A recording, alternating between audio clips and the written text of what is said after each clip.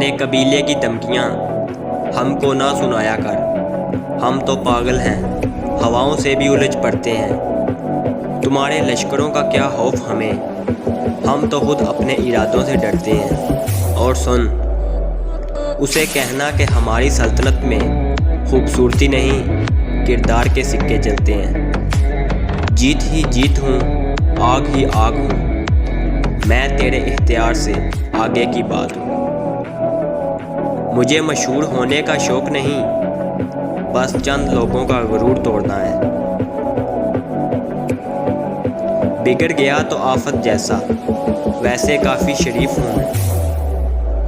تمہیں رعب دکھانا پڑتا ہے اور میرا دکھتا ہے۔